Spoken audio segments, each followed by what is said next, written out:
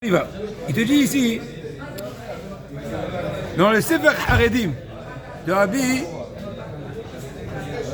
Al-Hazar, qui était à l'époque du Harizal, je crois à Zakri, il a raconté une histoire incroyable qui était à son époque, donc ça fait environ 500 ans.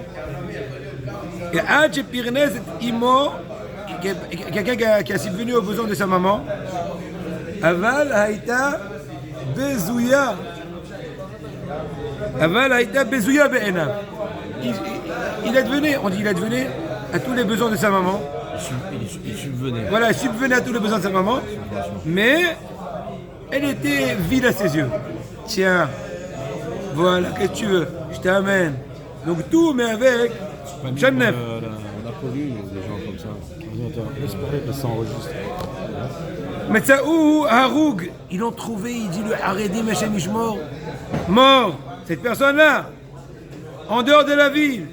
Et voilà que les corbeaux étaient en train d'arracher les yeux de cet individu, comme ce que vient de dire le pasuk tout à l'heure, de Shlomo Ameler, que celui qui humilie ses parents, et bien sa punition, c'est qu'il va être, voilà, avec les corbeaux, etc., la proie des corbeaux.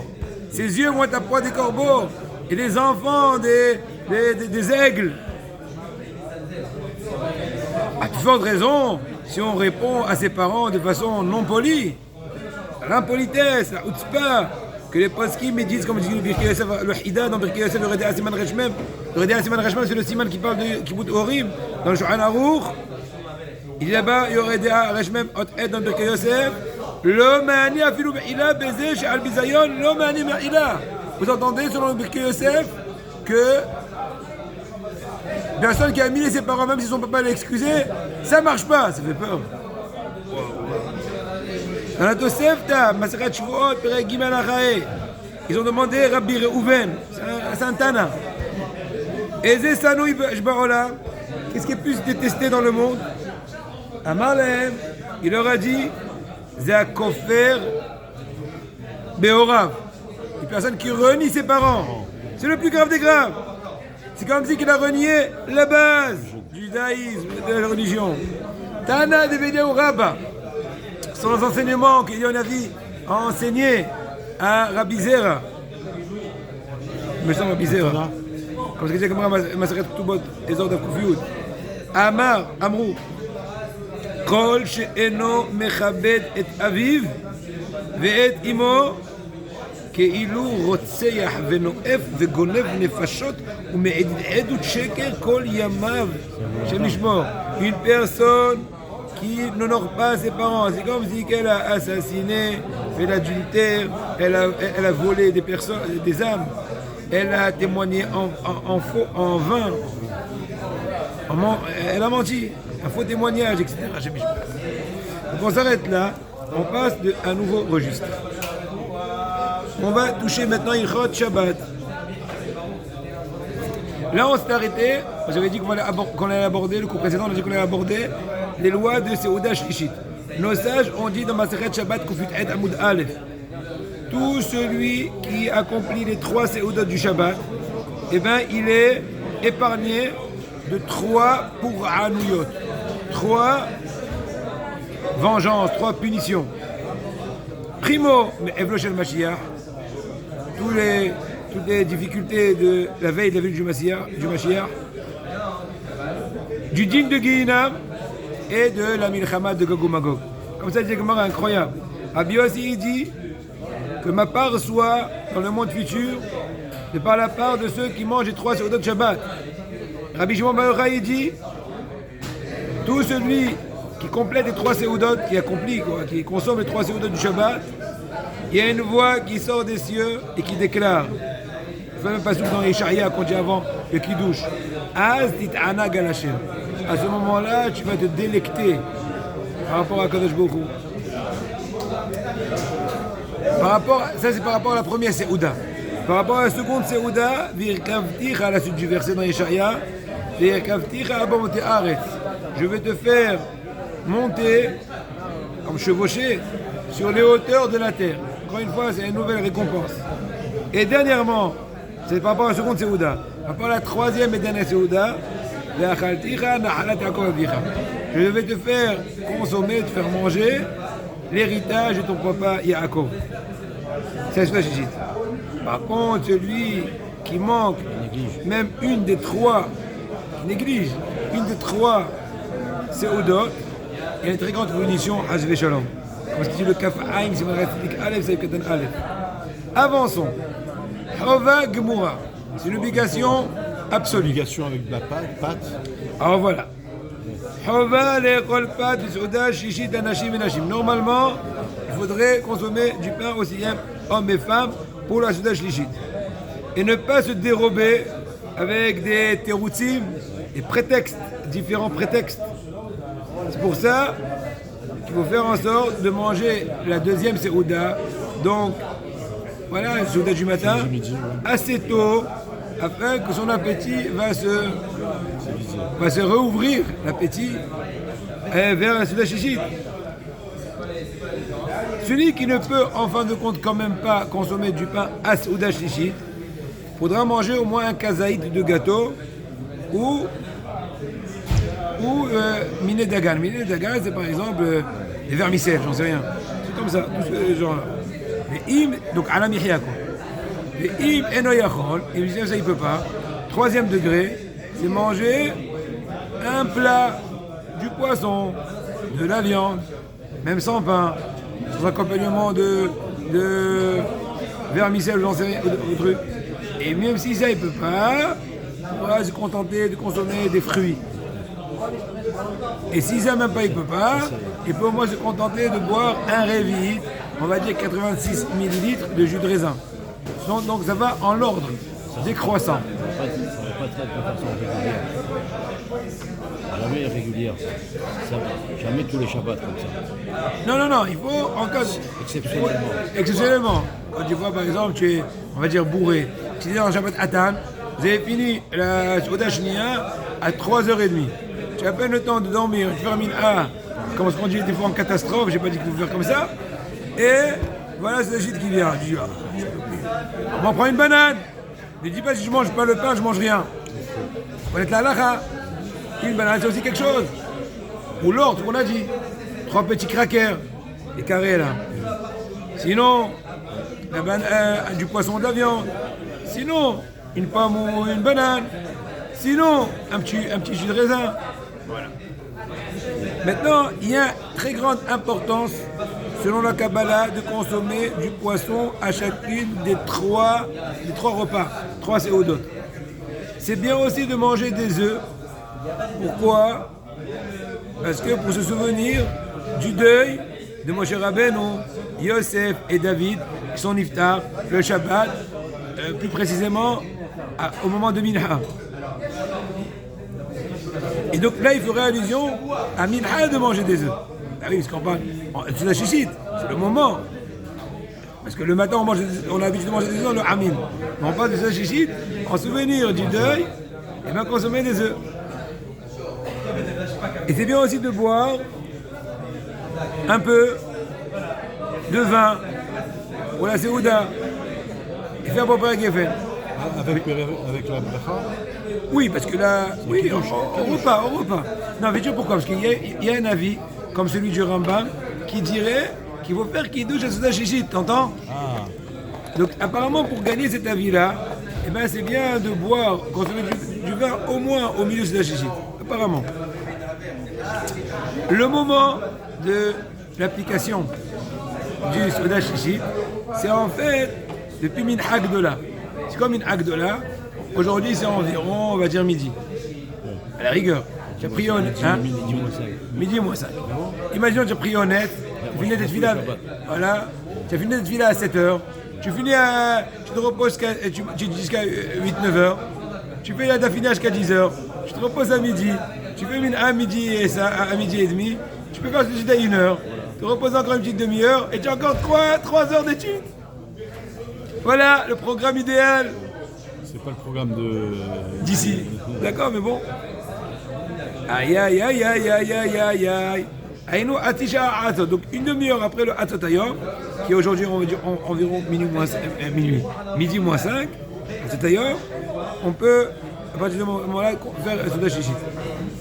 Encore une fois, Tov Litpalel Kodam Mincha Ve'akar Lechol. Selon la Kabbalah, il faudra précéder d'abord Mincha et ensuite Souda Shishit. On ne peut pas faire Souda Shishit et ensuite Mincha. Ah ouais? Non, selon la Kabbalah. On peut pas faire ça. Mais si à cause de cela, tu vas rater un jour de Torah, tu pourrais dire à Ovadia de faire tout d'abord Souda Chichi. Souda Shishit Et après une fois. et ensuite Mincha. Oui, j'ai compris. Big problème. J'ai compris. Non, dans ce cas-là, aussi, tu sais qu'il y a un cours. Et tu sais que tu ne pourras pas accomplir après le cours Souda Shishit parce qu'eux, ils vont faire sur des gâteaux ou ils vont précéder. Oui, ils vont précéder. Tu as compris? Ken, ils vont précéder. Et dans ce cas-là, il faudra précéder. Ou chercher un minyan plutôt. Effectivement. Mais c'est sûr que si à cause du fait que tu vas attendre de faire Souda Shishit pour faire Mincha, tu vas retarder Souda Shishit trop tard et tu vas rentrer dans des problèmes, ou tu seras obligé de quitter le cours au milieu pour faire Souda Shishit après Mincha, eh ben non. Tu vas faire Souda Shishit à la maison tranquillement. Tu vas venir à la synagogue faire Mincha et écouter le shiur jusqu'à la tombée de la nuit. Et ensuite, Michtam le David, Shavrani El et tous les piyutim, et ensuite monter Shabbat. Donc il faut commencer par contre, il faut débuter la Seouda avant la Shki'a, avant le coucher du soleil. Aujourd'hui, la Shki'a est environ à 4h35, 16h35 plus ou moins. ואם לא הספיק, את מיד בזמן בין השמשות, כל שלא הגיע עדיין צדק כוכבים. Si jamais tu as eu du retard, tu peux quand même entamer la Souda Shishit à Ben Hashmashot, qui sont les 13 minutes et demie après la Shki'a. Tu peux un peu débuter encore, tu peux encore rattraper le coche, comme ce qu'on dit. Même les Ashkenazim, ils font Souda Chichi très tard. Je sais pas, peut-être eux, Bdi Avad, ils se sont pris sur Rabbeinu Tam, que Ben Hashmashot c'est que 50 minutes après la Shki'a. Non, mais bon, je rentre pas dans cette considération pour l'instant. Shabbat, c'est midi là. Midi. D'accord, plus ou moins. Contract, voilà. D'accord, de toute façon, nos horaires sont approximatifs. 16h29, C'est juste un exemple, ça dépend. Chaque lieu, chaque pays, chaque ville, et même en Eretz Israël, il y a des différences de quelques minutes par-ci par-là, du nord au sud, au centre, etc. Donc encore une fois, quand tu as commencé, pas encore une fois, je continue. À partir du moment que tu as commencé en permission, même si tu as commencé, imaginons, 5 minutes après la Shki'a, après tu pourras t'allonger autant que tu veux, même manger des desserts et tout. Il n'y a pas d'obligation de se restreindre, de finir le kazaït qui a commencé 5 minutes après la Shki'a, avant les 13 minutes et demie. Non, ça y est. C'est le commencement. Voilà, il faut, comment dirais-je, mettre pied. C'est à la fin, ça. Alors, oui. Et on a parlé Ilchot Shmirat HaLashon, Moussa d'Abraham Kanevski, Ilchot Shabbat. Après, on va parler un peu d'une petite halakha journalière comme ça, sympathique, sujets divers. Et ensuite, Bineder, Sas Bemonatecha, de Rav Karif. Donc, on y va. On finit un peu encore un petit détail. Gars, même si tu ne peux pas consommer du pain et tu manges des gâteaux pour accomplir la Shishit, ou bien un réveil de vin, et la Shki'a est venue, tu peux encore profiter des 13 minutes et demie et de finir. Dans ce cas-là, il faut être vigilant de finir. Quand tu commences avec les Tila, tu as ouvert, comme ce qu'on dirait, le repas, en permission. Mais là, comme c'est que maisonnante, c'est pas couvert à Seouda, donc tu dois être vigilant que même si, imaginons qui allait à 4h30 par exemple, 16h30, et tu t'es rendu compte que à 16h35, et tu n'as pas envie de manger de pain, eh ben mange un peu de gâteau, mange une banane, selon l'ordre de... Mais il faut finir avant la Shki'a. Mais finir avant... Non. Finir avant 13 minutes et demie. Si la Shki'a elle est à 16h30, finir avant à 16h43. 43 et demi.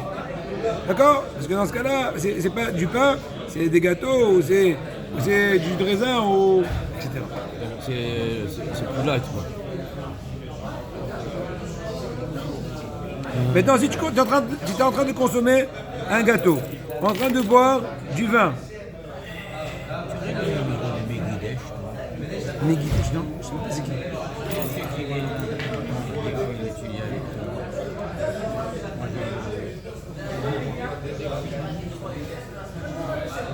S'il a mangé un gâteau, ou il a bu du vin, et c'était pas la Seouda, Elle est venue à Shkia, il faut que s'arrêter sur place.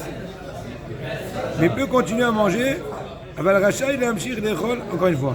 אכל עוגה או שתה יין שלא בסעודה, להגיע השקיעה יפסיק לשתות, אבל רשאי להמשיך לאכול עד הכואבים ולא יותר. Bon, en tout cas, l'idée est que je suis en train de manger un gâteau, grignoter un gâteau, et la venue à Shkia, il faut s'arrêter. Encore une fois, si c'est une question d'accomplissement de ce chiché, c'est une autre histoire. Mais on parle de façon générale, d'accord? Parce qu'à partir du moment où il y a Shkia, on n'a pas de rien consommer tant qu'on n'a pas fait Havdalah. D'accord? Ah ben, déjà, on passe un nouveau registre. Petite halakha journalière intéressante. Peut-on utiliser normalement un réfrigérateur classique pendant le Shabbat? Classique. Vous connaissez, le problème serait que quand tu ouvres la porte, tu fermes la porte, des fois tu voudrais essayer de favoriser l'activité du moteur, vu l'action thermostat, etc. Tout d'abord, cette réponse ne s'inscrit pas dans des humrot, rigueur ilchatique, non, mais constitue une réponse même selon le Rav de Yosef, réputé pour rechercher l'indulgence, parce que c'est possible, pour essayer de rapprocher un peu ceux qui ont la difficulté. De nos jours, il est strictement interdit d'utiliser pendant Shabbat les réfrigérateurs ainsi que les congélateurs.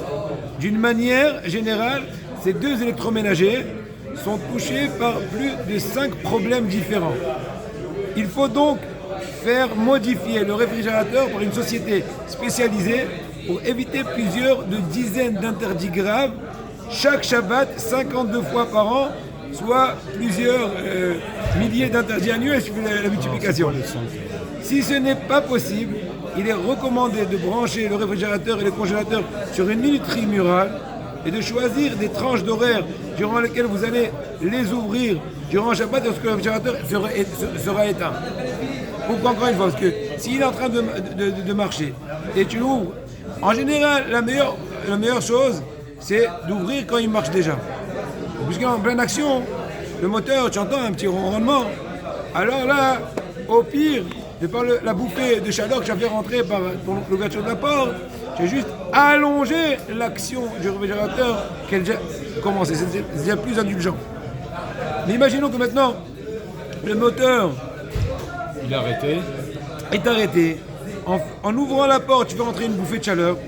Il va activer le fonctionnement plus tôt pour venir lutter contre la chaleur. C'est le but du réfrigérateur. Si ce n'est pas possible de faire toutes ces solutions-là, moi par exemple j'ai Matzav Shabbat. Avant d'entrer de Shabbat, je mets Matzav Shabbat. Ah ouais, pour la lumière. Non. Le moteur travaille Matzav Shabbat. Ça veut dire qu'il est indifférent des bouffées de chaleur. Il y a une certaine constante. D'ailleurs, c'est pour ça que s'il n'est pas bien constitué, c'est des problèmes le Shabbat, surtout en été, que la journée est longue, il fait très chaud, et toujours tu peux très bien régler comment dirais-je, la température, plusieurs fois et ça la tourne. Matzav Shabbat, c'est quoi alors par rapport au moteur? Qu'est-ce que ça fait? C'est lui qui va décréter à sa guise le rythme du fonctionnement. Du moteur. On s'en fiche qu'il fasse chaud, qu'il fasse glacé. Il va lui dire de travailler tous les 10 minutes. Et à ce moment-là... Tous les 10 minutes, 3 minutes. Et à ce moment-là, 10 minutes de repos, 3 minutes. Et à ce moment-là, je peux ouvrir? Oui, parce que dans ce cas-là, tu n'es pas du tout influent. C'est pas toi qui va dicter. Ça bloque la porte? Oui, non, ça éteint aussi les lumières. Ça éteint les lumières. Et d'un autre côté, ça donne un rythme, comment dirais-je... Et le moteur, il marche. Ça le fait marcher. Il marche, mais il marche sans aucune fonction de la bouffée de chaleur que tu vas faire rentrer ou pas. Donc à la rigueur, si tu n'ouvres pas du tout, il risquerait d'être plus froid que d'habitude. Parce que le thermostat est un peu neutralisé. Il est commandé. Tu ouvres trop, et bien peut-être il n'y a pas assez de lutte parce que le Matzav Shabbat... Alors, autrement dit, on ne fait plus compte du thermostat, on fait compte de la minuterie. Une espèce de minuterie, voilà. Il a appelé ça minuterie pour ceux qui n'ont pas ce Matzav Shabbat. Et te dire d'ouvrir quand c'est éteint. Non, mais le Matzav Shabbat, il y a une minuterie dedans, dans l'électronique. C'est une minuterie. D'accord, c'est le principe, oui, le même principe. Tout le monde est sorti de la maison en synagogue, tout le monde n'est pas à la maison. Ouais. Vous rentrez à la maison, vous ouvrez la porte du frigidaire, il ne se passe rien. Vous sortez tout, vous fermez. Il va se passer. Quand je sais pas, il va se passer le démarrage. Il faut du moteur. tâcher. Mais c'est pas vous qui avez provoqué ça. Pourquoi? Parce que quand vous ouvrez la porte du frigidaire, vous allez Il y la a de refermer. chaud qui rentre. Peu importe. Vous allez refermer la porte, ça ne peut pas se mettre en marche tout de suite. Il y a un temps Mais tu as fait rentrer du chaud. il y a un temps D'arrêt. comment dire, de réflexion de j'ai compris. tout le Un temps de réaction. l'appareillage Ouais, mais- pour remettre le moteur en fonction. C'est à réfléchir. Pourquoi? Parce que le fabricant, il ne peut pas faire un système instantané, c'est impossible. D'accord. J'ai Mais tu as compris, fait non, j'ai rentrer compris. du chaud. Non, il dit une Donc bonne tana. Ça ne va pas démarrer tout de suite. La semaine, je le vois, Il moi. dit une hein. bonne ta'ana, j'ai compris. Il veut dire une bonne ta'ana. Ouais. D'ailleurs, c'est une des raisons pour ceux qui sont plus vigilants. Les meilleurs, c'est les Samsung. Il faut dire Samsung, c'est les meilleurs. Ah, d'accord. Ils ont payé pour la pub. Pub. Non, mais parce que une remise. la semaine, j'ouvre. Fais des essais. Oui. Il y a des systèmes comme ça. C'était mon métier, ça. Il y avait des systèmes comme ça où on ne peut pas ouvrir la porte pendant Non, que ça, le non, moteur. ça, c'est pas bon. Ah, d'accord. Non, ça, c'est pas bon. Non, C'est un c'est pas comme système. ça. Pas comme ça. Pendant que la minuterie, elle est arrêtée. Non, c'est pas bon, ça. C'est ce qu'il a dit. La porte, elle est bloquée, c'est pas Alors bon. écoutez, chers amis. quelque chose Bon, de- ok. Là, je vous ai réveillé, c'est le but. Le but était de vous réveiller.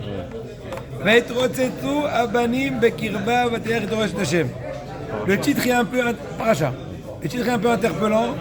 Qu'est-ce qu'a chuchoté le Rav aux oreilles de Rivka? C'est marqué, hein? C'est Israq. Non, ouais, c'est- Ah, Soyons ironiques un peu.